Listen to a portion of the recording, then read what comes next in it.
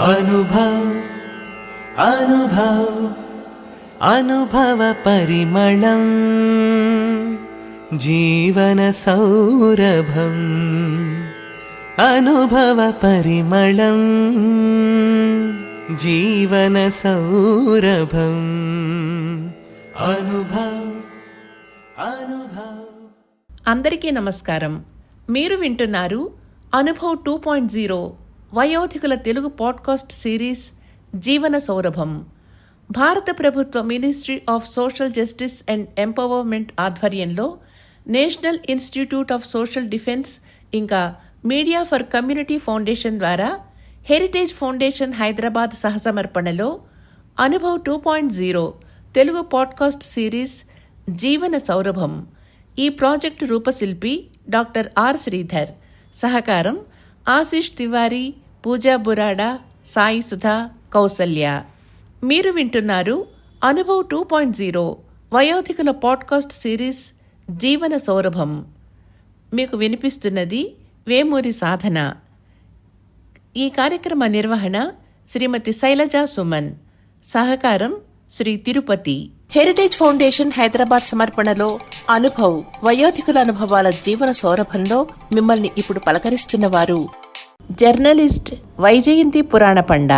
నా పేరు వైజయంతి.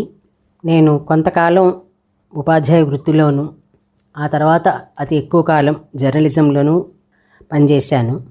మన అనుభవాలు అన్నారు అంటే వృత్తి అనుభవాలతో పాటు జీవితానుభవాలు అనేది నేను ఎట్లా తెలుసుకున్నానంటే, అందరికీ సాధ్యపడచ్చు, సాధ్యపడకపోవచ్చు. ఇంట్లో నుంచి అనుభవాలు బాగా తెలుసుకున్నాం.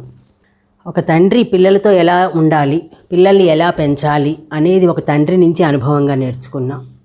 ఈ అనుభవాలు ఏంటంటే, మామూలుగా ఎవరికైనా మనం ఒకళ్ళకి అనుభవం ద్వారా తెలుసుకున్న విషయం ఏంటంటే, ఒకళ్ళకి ఎవరికైనా మనం నేర్పాలి అనుకున్నప్పుడు దాన్ని ఉపన్యాసంగా చెప్పకూడదని ఆచరణలో చూపించాలి అనేది నేర్చుకున్నాను. అది ఎక్కడైనా సరే, ఇది ఎక్కడైనా వర్తిస్తుంది. పిల్లల్ని పెంచడం విషయంలోనే కాదు, ఎవరికైనా సలహా ఇచ్చేటప్పుడు కూడా ఇది బాగా పనిచేస్తుంది అనే విషయం అనుభవం ద్వారానే తెలిసింది. ఇక ఉద్యోగపరంగా చూసినప్పుడు, ఉపాధ్యాయ వృత్తిలో ఉన్నప్పుడు చాలామంది పిల్లలు మాట వినటం లేదండి, వాళ్ళు మా మీద సరిగా లేదు అని కంప్లైంట్లు ఇస్తూ ఉన్నప్పుడు నాకు కొంచెం ఆశ్చర్యంగా అనిపించేది. నేను ఇంటి దగ్గర నేర్చుకున్న దానివల్ల అవ్వచ్చు, ఏదైనా అవ్వచ్చు, కానీ నేను ఏ రోజు కూడా క్లాస్లో పిల్లలతోటి ఇబ్బంది అనేది పడలేదు. డిగ్రీ స్టూడెంట్స్కే నేను చెప్పాను, తెలుగు సాంస్క్రిట్ రెండూ చెప్పాను, కో ఎడ్యుకేషన్లో కూడా చెప్పాను, హైదరాబాద్లో కూడా చెప్పాను. ఎప్పుడు కూడా నాకు పిల్లల నుంచి ఎటువంటిది ఎదురు రాలా. అందుకు ముఖ్య కారణం ఏంటంటే, నా అనుభవమే చెప్తున్నాను. నేను పాఠం పర్ఫెక్ట్గా ప్రిపేర్ అయ్యేదాన్ని. క్లాసులో పాఠం చెప్పేటప్పుడు వాళ్ళకి సందేహం రాకుండా, మనం చదువుకునేప్పుడు మనం ఎలా సందేహాలు వస్తే టీచర్ని అడిగేవాళ్ళం, అట్లాగా నేను కూడా ఒక విద్యార్థిగా మారిపోయి సందేహాలన్నీ నేనే ముందర తెలుసుకుంటూ, వాళ్ళకి ఎక్కడ సందేహం వస్తుందో దాన్ని నేనే సందేహంగా చెబుతూ వాళ్ళకి సందేహ నివృత్తి చేస్తూ ఉండేదాన్ని. నిశ్శబ్దాన్ని పాటించేలాగా క్లాసుని ఏర్పాటు చేసుకునేదాన్ని. ఏ రోజు కూడా టెక్స్ట్ బుక్ తేకపోతే ఒప్పుకునేదాన్ని కాదు. బాగా కరడు కట్టినటువంటి విద్యార్థులు ఉన్న క్లాసులని చెప్పేవారు ప్రిన్సిపాల్ గారు ఎప్పుడు. అలాంటి క్లాస్కి ఇన్విజిలేషన్ వేసేవారు. ఏ రోజు నా క్లాసులో కాపీ కొట్టారు అనే కంప్లైంట్ లేకుండా ఉద్యోగం చేసుకురాగలిగాను. చాలా సాటిస్ఫాక్షన్గా చేసుకున్నాను 13 సంవత్సరాల పాటు. అంటే మన ఉపాధ్యాయ వృత్తిలోకి వెళ్ళే వాళ్ళకి ముఖ్యంగా మనకి డిసిప్లిన్ ఉండాలి అనేది మనం తెలుసుకోవాలి. మన డిసిప్లిన్ ఉంటేనే వాళ్ళని మనం కంట్రోల్ చేయగలుగుతాం. అది ఉపాధ్యాయ వృత్తిలోది. ఇక అక్కడి నుంచి జర్నలిజంలోకి వచ్చాను అనుకోకుండాను. జర్నలిజంలో కూడా ఏంటంటే, మనం చాలా సినిమాల్లో చూసి చాలా ఇట్లా ఉంటాయి అట్లా ఉంటాయని ఆదర్శాలు ఊహించుకుంటూ ప్రవేశిస్తాం. మనం అనుకున్నట్టుగా జరిగే రోజులు కావు ఇవి. ఒకప్పుడు కొంతవరకు జరిగినా యాజమాన్యానికి అనుగుణంగానే పనిచేయవలసి వస్తుంది, కానీ మనంతటగా మనం పనిచేసే అవకాశం అనేది ఉండదు. ఇష్టమైతే చేయడం, లేకపోతే ఇంకా విడిచిపెట్టుకోవడం, అది మన చేతుల్లో ఉంటుంది. అయితే ఇక్కడ మనం నేర్చుకోవాల్సిన అంశం ఏంటంటే, మనం మీడియాలో ఉన్నామంటే మధ్యవర్తులము అని అర్థం. అంటే యాజమాన్యానికి బయట వాళ్ళకి మధ్యవర్తులం మనం. కొందరి చేత మనం మంచివి వ్యాసాలు రాయిస్తాం. ఆ వ్యాసాలు రాయించేటప్పుడు వాళ్ళకి ఫోన్ చేసి కానీ లేదంటే వాళ్ళతో మాట్లాడి చేస్తాం. వాళ్ళతో గౌరవంగా మాట్లాడడం అనేది మనం తెలుసుకోవాలి. అంటే ఏం చేస్తున్నారంటే, చాలామంది పేపర్లో పనిచేస్తుంటే మనం ఏదో మహారాజులు అనుకున్నట్టుగా, రాసే వాళ్ళకి గతిలేక రాస్తున్నారు అన్నట్టుగా వాళ్ళని చులకనగా చూడడం, చులకనగా మాట్లాడడం అనేది చాలామంది చేస్తూ ఉంటారు. ఈ వృత్తిలోకి వచ్చేవాళ్ళు ముఖ్యంగా ఇది నేర్చుకోవాలి. అలాగే దాంతో పాటు మనం అంటే రాసేటప్పుడు కూడా ఒక నిబద్ధతతోటి రాయాలి. మనం దాన్ని ఎంతవరకు ఆచరిస్తున్నాం, మనం అందరిలాగే ఉపన్యాసాలు ఇస్తున్నామా, సరిగ్గా రాస్తున్నామా, వీలైనంత వరకు అంటే యాజమాన్యాలకు అనుగుణంగా చేయాలి కాబట్టి మనం వీలైనంత వరకు అవతల వాళ్ళకి చెడు జరగకుండా ఉండేలాగా జాగ్రత్త పడుతూ రాసుకోవడానికి అలవాటు చేసుకోవాలి. అదేవిధంగా ఇంతమందిలో పనిచేసేటప్పుడు మనకి ఎన్నో అవరోధాలు వస్తూ ఉంటాయి. మనతో పనిచేస్తున్న వాళ్ళతో ఇబ్బందులు వస్తాయి, ఉద్యోగాలు పోయే పరిస్థితులు వస్తూ ఉంటాయి. ఒక్కటి నేర్చుకోవాల్సింది ఏంటంటే ఎన్ని అడ్డంకులు వచ్చినప్పటికీ కూడా మనం దారిలో నడిచేటప్పుడు ఒక పెద్ద చెట్టు కొమ్మ పడిపోయి అడ్డం వస్తే వెనక్కి వచ్చేసేయం కదా, మనం ఆ కొమ్మని ఎలా తొలగించుకోవాలని ఆలోచించి లేకపోతే పక్క నుంచో ఏదో ఒక విధంగా దాటి వెళ్తాం. వెనక్కి వచ్చేస్తే ఇంక మనం ముందడుగు వేయలేమనే కదా అర్థం. ఆ వెనక్కి వచ్చేసేయకుండా ముందడుగు వేసేటప్పుడు మనకి ఇట్లాంటి అవరోధాలు వస్తాయి. కానీ వాటిని మనం కనీసం వాటిని అధిగమించడానికి ఏం చేయాలి అనేది కొంత సమయం తీసుకుని ఆలోచించాలి. అలాగే మనకి జీవితంలో తెలిసిన జీవితానుభవంలోనే ఇంకో 2 విషయాలు కూడా చెప్తూ ఉంటారు ఎప్పుడూను. ఆవేశంలో తొందరపడి నిర్ణయాలు తీసుకోకూడదు అనేది. ఇవి చాలాసార్లు నాకు జీవితంలో చాలా బాగా ఉపయోగపడింది.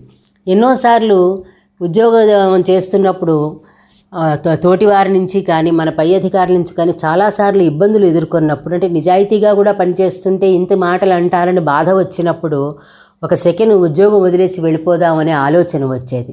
కానీ వెంటనే ఆవేశంలో నిర్ణయం తీసుకోకూడదు అనుకుని అప్పటికప్పుడు ముందర మన మౌనంగా ఉండిపోయి మన కోపాన్ని అదుపులో పెట్టుకుని మన బాధ అన్నీ కూడా మళ్ళీ అదుపులోకి వచ్చే వరకు ఆగి అప్పుడు ఆలోచించుకుని నిర్ణయం తీసుకునేదాన్ని.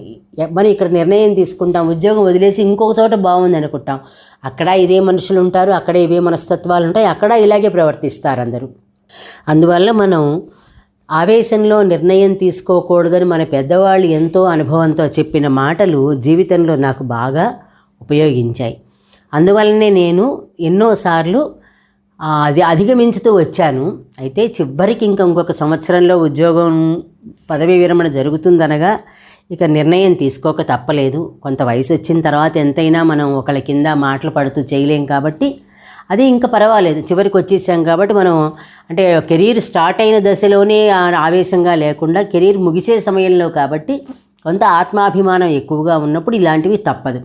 అయితే మనం జీవితంలో నేను నేర్చుకునేది మాత్రం కాలికి ఏదైనా అడ్డం వస్తే అది తొలగించుకొని ముందుకు వెళ్ళాలి అనేది ఇంతమందితో పనిచేస్తున్నప్పుడు ఉద్యోగంలో నేను తెలుసుకున్న విషయం. అదేవిధంగా ఆవేశంలో నిర్ణయాలు తీసుకోకూడదు అనేది కూడా జీవితంలో ఇంతమందితో పనిచేస్తున్నప్పుడు నేను తెలుసుకున్న విషయం. నా జీవితానుభవం ఇది. మనం చాలామంది రకరకాల మనుషులతో పనిచేస్తూ ఉంటాం. ఉద్యోగాలు చేయకపోయినా కూడా రకరకాల మనుషుల మధ్యన మెలుగుతూ ఉండాలి. అక్కడ మనం తెలుసుకోవాల్సిన ప్రధాన విషయం ఏంటంటే ఇద్దరి మనస్తత్వాలు ఒకలా ఉండవు. మన సృష్టిలోనే అందరం తలో రకంగా ఉంటాం కాబట్టి అన్నిటినీ మనం అంగీకరించడానికి అలవాటు చేసుకోవాలి. నేనున్నట్టుగా అవతల వాళ్ళు లేరు కాబట్టి నాకు నచ్చదు అనేది మనం అసలు పొరపాటును కూడా అనుకోకూడదు. ఎందుకంటే అవతల వాళ్ళు కూడా అలాగే అనుకుంటారు, వాళ్ళు ఉన్నట్టుగా మనం లేము అనేది. ఇవన్నీ మనకి జీవితానుభవం నేర్పుతుంది. ఈ జీవితానుభవంలో నేర్చుకున్న మాటలు అవతల వాళ్ళకి చెప్పాలి అనే విషయాన్ని మనకి ముఖ్యంగా మహాభారతంలో అంపశయ్య మీద భీష్మాచార్యుడు ఉన్నప్పుడు పాండవులందరినీ శ్రీకృష్ణుడు తీసుకొచ్చి వాళ్ళకి నీతిబోధ చెయ్యమంటే, ధర్మోపదేశం చేయమని శ్రీకృష్ణుడు చెప్తే భీష్మాచార్యుడు ఒకటి అంటాడు, నిన్ను మించిన వాళ్ళు ఎవరున్నారయ్యా, నువ్వే చెప్పు అని చెప్పి శ్రీకృష్ణుడితో అంటాడు. అప్పుడు సాక్షాత్తు జగద్గురు అయినటువంటి శ్రీకృష్ణుడు ఒక మాట చెప్తాడు, తాత నీకు నాకు సమాన పరిజ్ఞానం ఉండొచ్చు, కానీ నీకు జీవితానుభవం ఉంది అన్నాడు. అందువల్ల జీవితానుభవం అనేది మన జ్ఞానానికి జీవితానుభవం తోడైతేనే అది అవతల వాళ్ళకి ఉపయోగపడేలాగా మనం చెప్పగలుగుతాం, అవతల వాళ్ళ నుంచి తెలుసుకోగలుగుతాం, నేర్చుకోగలుగుతాం. నేను నేర్చుకున్నది ఇదే చెప్పాను కదా, ఆవేశంలో నిర్ణయం తీసుకోకూడదు, కాలికి ఏదైనా ఎదురు వచ్చినప్పుడు మనం దాటుకోవడానికి ప్రయత్నం చేయాలి కానీ వెనకకి వెళ్ళిపోకూడదు అనేది నా వరకు నేను నేర్చుకున్నాను. ఇలా చాలామందికి చాలా జీవితానుభవాలు ఉంటాయి. ఇలాంటి అనుభవాలని ఒకళ్ళ దగ్గర నుంచి ఒకళ్ళు మనం తెలుసుకోవడం వల్ల మనకి ఎప్పుడైనా ఇబ్బంది కలిగినప్పుడు పక్కన వాళ్ళ అనుభవం ద్వారా మనం అధిగమించగలుగుతాం అనేది నా అభిప్రాయం.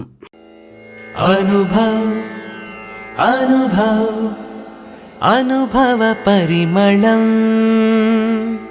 జీవన సౌరభం అనుభవ పరిమళం జీవన సౌరభం అనుభవ్ అనుభవ్.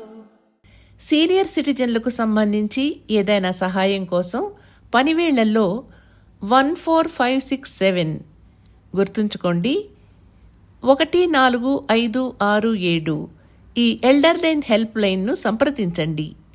ధన్యవాదాలు.